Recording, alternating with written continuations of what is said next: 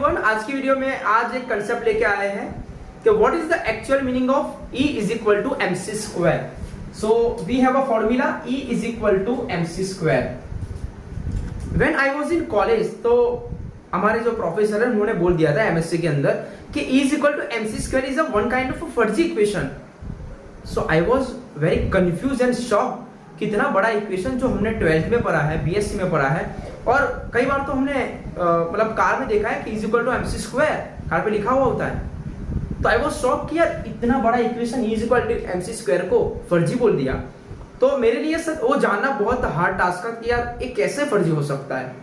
लेकिन उसका actual meaning मतलब मुझे ऐसा लगता है कि अगर एनर्जी को मास में कन्वर्ट करना है और अगर मास को एनर्जी में कन्वर्ट करना है तो ये इतना इजी टास्क नहीं है, सच अ हार्ड थिंग्स, राइट। सो हमको ये समझना होगा कि अगर मेरे पास एक बॉडी है, मतलब एक पेन है और पेन का जो मास है वो 1 kg है। क्या है? 1 kg, और वो भी मेरे पास एक रेस्ट में है। किसमें है? रेस्ट में। सो हमको ये समझना होगा कि मेरे पास एक बॉडी है जिसका मास 1 kg है और वो भी रेस्ट में है। तो अगर उसकी एनर्जी मुझे जाननी है, किसकी? 1 kg मास की, तो कितनी होगी पता है आपको? It is just a mind blowing. मतलब मेरे पास एक टर्म है सी स्क्वायर। सी स्क्वायर क्या होता है? C square is the velocity of a light in a vacuum. जब भी हम velocity of a light in a vacuum लेते हैं तो उसकी वैल्यू क्या होती है? तो आपको अच्छी तरह से पता है कि सी स्क्वायर जो होता है 3 × 10⁸ मीटर पर सेकंड इन अ वैक्यूम। इसका मतलब ये होता है कि पर सेकंड 3 लाख किलोमीटर पर सेकंड ट्रैवल कर रहा है। ओनली 1 सेकंड के अंदर 3 लाख किलोमीटर पर सेकंड ट्रैवल कर रहा है। सो मुझे ऐसा लगता है कि यार E is equal to mc square क्या ये फर्जी हो सकता है? तो ये उसका एक्चुअल मीनिंग हमको समझना है। और यहाँ पे आप अगर देखोगे कि इससे ज्यादा फास्टर कोई चीज हो ही नहीं सकती। सी स्क्वायर है यहाँ पे। सी स्क्वायर का मतलब क्या होगा? मेरे पास कोई मास है, मान लो उसका मास कितना है? 1 kg है और C कितना है? 3 × 10⁸, उसका अगर स्क्वायर करेंगे तो मुझे, अगर मेरे पास एक बॉडी है जिसका मास 1 kg है, तो अगर मुझे एनर्जी में कन्वर्ट करना है, जूल में कन्वर्ट करना है, तो कुछ इस तरह बनेगा 9 0 0 0 0 0 0 0 0 0 0 0 0 0 देन 0 0 0 जूल। भाई साहब एक बहुत खतरनाक वैल्यू है। मतलब अगर मेरे पास एक बॉडी है जैसे कि पेन है, इसका मास अगर 1 kg है तो उसके अंदर कितना जूल एनर्जी होती है पता है? This one. Such a mind blowing concept, alright. तो हमको यही समझना है। तो इसके लिए हमको first of all special theory of relativity and general theory of relativity को समझना होगा। इसको बाद में समझते हैं, लेकिन मैं आपको एक पूरा ओवरव्यू दे देते हैं। कई और वीडियो में बात करेंगे स्पेशल थियरी ऑफ रिलेटिविटी और जनरल थियरी ऑफ रिलेटिविटी क्या चीज है।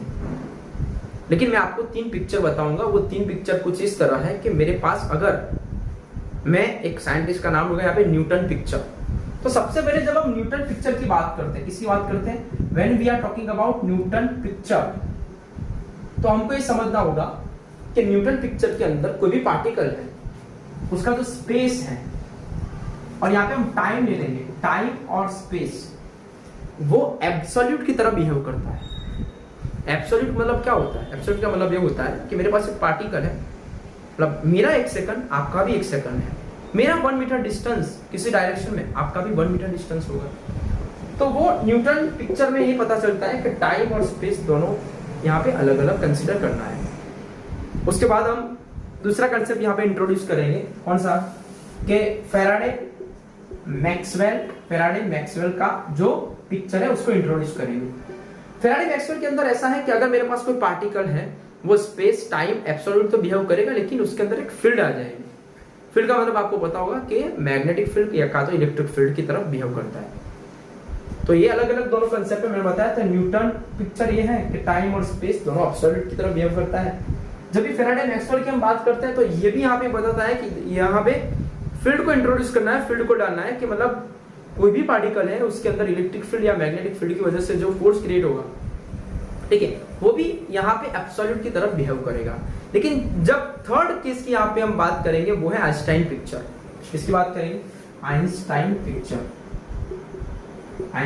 पिक्चर। तो जब हम आइंस्टाइन पिक्चर की बात करते हैं तो उन्होंने बताया जो स्पेस और टाइम यहां पे एब्सोल्यूट की तरफ बिहेव नहीं करेगा। मतलब मेरा 1 सेकंड आपका 1 सेकंड नहीं हो सकता, मेरा 1 मीटर डिस्टेंस किसी डायरेक्शन में आपका 1 मीटर नहीं हो सकता। एक किसने बताया? आइंस्टाइन के पिक्चर में। इसका मतलब ये हुआ जैसे कि 200-300 साल पहले हमने पढ़ा था कि electric field and magnetic field, ठीक है, किताबों में मिलता है, दोनों अलग चीज है। लेकिन अब ऐसा पता चलता है कि भाई इलेक्ट्रिक फील्ड और मैग्नेटिक फील्ड दोनों एक ही सिक्के के दो पहलू हैं। मतलब इलेक्ट्रिक फील्ड और मैग्नेटिक फील्ड दोनों एक ही हैं। सो यहाँ पे स्पेस और टाइम कोई अलग नहीं है। मतलब आपका 1 सेकंड, मेरा 1 सेकंड, और वो था डिफरेंट, ठीक है। तो स्पेस और टाइम की जब हम बात करते हैं तो मेरे पास एक पार्टिकल है और किसी फील्ड के अंदर घुसाएंगे, समझना है, मेरे पास एक पार्टिकल है, ठीक है, उसको किसी फील्ड के अंदर घुसाएंगे तो वो साथ साथ में मूवमेंट करेगा। ये बहुत बड़ी बात बोल है, उसके लिए हम स्पेशल थियरी ऑफ रिलेटिविटी को अच्छे से समझना होगा। अब हम बात करते हैं दोस्तों कि 1 kg रेस्ट मास अगर मेरे पास है, उसके अंदर इतनी एनर्जी है, तो कैसे हम कंसीडर करेंगे? तो मैंने अभी जैसे बताया कि स्पेस और टाइम आइंस्टाइन की पिक्चर के हिसाब से अलग अलग नहीं है, मतलब वो साथ में ही घूम रही है। मैं अगर आपको बोल सकता हूं कि यहाँ पे हमको ये समझना है कि time is also one kind of dimension. Time is also one kind of a dimension को समझना होगा कि जो मेरा टाइम है, मैं आपको बता देता हूं, अगर यहाँ पे मैं खड़ा हूं, मान लो मेरा मास 1 kg है, ठीक है, तो मैं तो कहीं पे स्पेस में मूवमेंट नहीं कर रहा हूं, लेकिन इफ यू नोटिस कि टाइम तो बढ़ रहा है, टाइम तो फ्यूचर के साथ जा रहा है। इसका मतलब ये है कि मैं अभी आगे नहीं जा रहा हूं, लेकिन मेरा टाइम फ्यूचर में जा रहा है। तो वो यहां पे एक बात निकल के आ जाती है। तब मैंने क्या बोला, आइंस्टाइन का पिक्चर ऐसा बोलता है कि एब्सोल्यूट टाइम नहीं है। अब मतलब पार्टिकल है, उसके एब्सोल्यूट यहां पे, इसका मतलब है कि मेरा 1 सेकंड और आपका 1 सेकंड यहां पे डिफरेंट होगा पूरा। मतलब मेरा मास, ठीक है, मैं स्पेस में नहीं जा रहा हूं, मेरा जो डायमेंशन है वो स्पेस को हम डायमेंशन कंसीडर नहीं कर रहे आगे जाकर, लेकिन टाइम तो बढ़ रहा है। अभी आप देखते होंगे कि अभी टक टक टक टक टक करके मेरी 1 सेकंड वो फ्यूचर में जा रही, टाइम में जा रहा है। तो जब इसको हम कंसीडर करेंगे तो हमको E is equal to mc square behave as a rest energy, behave as a rest energy। तो यही जो चीज है वो खतरनाक यहाँ पे बोलती है कि स्पेस और टाइम यहाँ पे अलग नहीं है। नो डाउट कि स्पेस में मैं नहीं आगे बढ़ रहा हूं, लेकिन टाइम में तो बढ़ रहा हूं। टाइम तो जा रहा है 1 सेकंड, 2 सेकंड, 3 सेकंड के बाद, तो टाइम मेरा फ्यूचर में तो जा रहा है, भले मैं आगे नहीं जा रहा हूं। तो यहाँ पे जो टाइम है उसको डायमेंशन कंसीडर करना है, राइट। तो मेरा जो यहाँ पे रेस्ट एनर्जी जो है वो बिहेव करेगी वेलोसिटी ऑफ अ लाइट। मतलब मैं आपको ऐसा समझा सकता हूं कि यार हमारी डेली लाइफ में हम बात करते हैं kinetic energy, potential energy, whatever energy, तो वो छोटे छोटे चुटकुले हैं। इसका मतलब क्या हुआ मैं आपको बताता हूं। देखो इंडिया की जो इकोनॉमी है टोटल, तो 2.5 ट्रिलियन डॉलर की इकोनॉमी है। 2.5 ट्रिलियन डॉलर की इकोनॉमी है इंडिया की।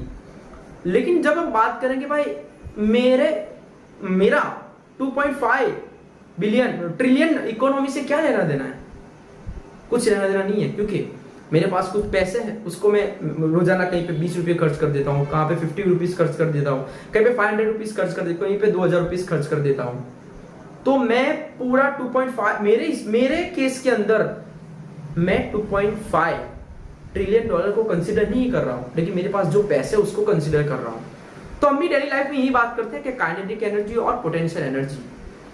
तो काइनेटिक एनर्जी और पोटेंशियल एनर्जी जो बिहेव करता है वो ऐसे बिहेव करता है कि मेरे पास कुछ मेरे इंडिविजुअल केस में पैसे हैं, मुझे नहीं देखना है कि इंडिया के पास कितनी बड़ी इकोनॉमी है, वो मुझे मतलब लेना देना नहीं है रियल लाइफ से। लेकिन यस, मेरा लेना देना किससे, 500 rupees, 100 rupees, 20 rupees, 10 rupees, 5 rupees, वो मैं डेली लाइफ में एक्सचेंज कर रहा हूं। तो ये कुछ एनर्जी जो है वो हम जब भी हम बात करते हैं तो हम एनर्जी के चुटकुले खरीदते हैं। यहाँ पे एनर्जी के चुटकुले इन द सेंस कि मैं छोटी छोटी एनर्जी की बात करूंगा, जैसे कि काइनेटिक एनर्जी, पोटेंशियल एनर्जी, तो वो डेली लाइफ में हम देखते हैं। लेकिन 2.5 ट्रिलियन डॉलर की जो इकोनॉमी है यहाँ पे, वो बिहेव करेगा रेस्ट एनर्जी की तरफ। इसका मतलब क्या होगा, ये जो हमारे पास वैल्यू है वो रेस्ट एनर्जी की है, और रेस्ट एनर्जी की जो वैल्यू है वो 2.5 इंडियन इकोनॉमी की जो मैंने बताया 2.5 ट्रिलियन डॉलर की इकोनॉमी, लेकिन मैं जब बात करता हूँ इंडिविजुअल लेवल पे, मेरे पास 5 रुपये 10 रुपये 100 रुपीज में डेली लाइफ में कुछ ना कुछ खरीदता हूँ, तो वो हो जाएगा हमारा काइनेटिक एनर्जी और पोटेंशियल एनर्जी। तो हमारे सर ने जो बोला था कि ये यार फर्जी है, तो फर्जी इन द केस के 2.5 ट्रिलियन डॉलर की जो इकोनॉमी है, मेरे लिए तो वो फर्जी है। मेरे लिए क्या फर्जी नहीं है कि मैं डेली बेस पे अगर मेरे पास 50 रुपये नहीं है तो मेरे लिए तो दिक्कत की बात है। मेरे लिए अगर 100 रुपीज नहीं है, 2000 10,000 रुपीज नहीं है तो मेरे दिक्कत की बात हो गई। तो ये कंसेप्ट हमको बहुत समझना बहुत जरूरी है कि E is equal to MC square, वो फर्जी इस हिसाब से, तो E is equal to MC square बहुत बहुत बहुत बहुत इंपॉर्टेंट कंसेप्ट मुझे लगता है। हमको ऐसा लगता है इससे क्या लेना देना, लेकिन मेरा एक सेकंड, मैं तो मूवमेंट नहीं कर रहा हूं, लेकिन मेरा टाइम तो बदल रहा है भैया। मतलब मेरा 1 सेकंड 2 सेकंड 3 सेकंड 5 सेकंड के बाद क्या होगा, तो फ्यूचर में जा रहा है। जब फ्यूचर में जा रहा है तो रेस्ट एनर्जी के साथ मूवमेंट कर रहा है। जब रेस्ट एनर्जी के साथ मूवमेंट कर रहा है तब E is equal to MC square यहाँ पे काम आता है मेरे दोस्त। ये फर्जी नहीं होगा, फिर फर्जी किस हिसाब से होगा कि देखा जाए तो ये हम कंसिडर नहीं करेंगे इज इक्वल टू MC से क्या लेना देना।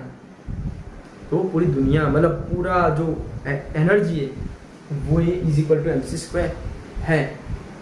मैं स्पेस में नहीं हूँ, लेकिन आइंस्टाइन ने बताया स्पेस और टाइम अलग अलग नहीं है, साथ में ही है।